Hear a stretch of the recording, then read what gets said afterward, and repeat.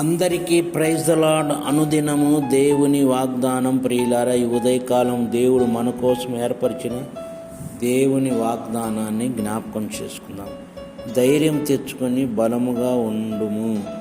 1 దినవృత్తాంతములు 22:13. ప్రియులారా, ఇక్కడ గమనించినట్లయితే ఇజ్రాయెల్ మీదకి శత్రువులు దండగా వచ్చినప్పుడు ఇజ్రాయెల్ మరి బలహీనులుగా మార్చబడినట్లు చూస్తున్నాం. అయితే ఇక్కడ ఏమంటున్నాడంటే ధైర్యం తెచ్చుకొని బలముగా ఉండుము అంటాడు. దేవుని వైపు చూసినప్పుడు మనకు ధైర్యం వస్తుంది. మనుషుల వైపు చూసినప్పుడు అధైర్యాన్ని కలగజేస్తుంది. శత్రువును చూసినప్పుడు అధైర్యం వస్తుంది. ఎప్పుడైతే దేవుని వైపు మనం చూస్తామో ధైర్యము మనకు కలగజేస్తాడు. ప్రియులారా, దావీదు దేవుని వైపు చూశాడు, గొల్లియాతును హతమార్చాడు.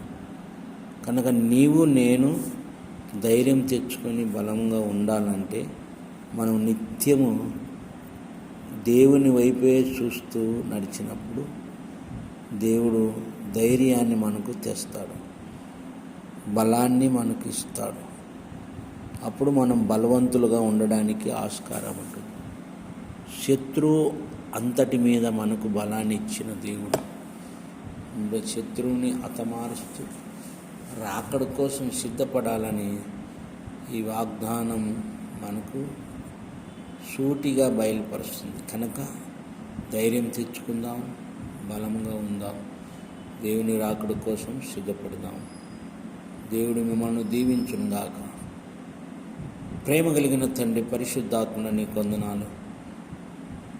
ధైర్యమును తెచ్చుకొని బలముగా ఉండమని మీరు మాట్లాడిన ఈ వాగ్దానాన్ని బట్టి మేము స్తుతిస్తూ ఈ నామాన్ని హెచ్చిస్తున్నాము. నాయన, మేము బలహీనులము.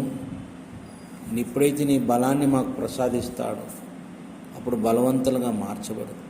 శత్రువు వేస్తున్న అగ్నిబాణాలను ఎదుర్కొంటకు శక్తిని, బలమును, అభిషేకాన్ని దయచేయమని యేసయ్య నామమున అడుగుచున్నాము తండ్రి. ఆమేన్.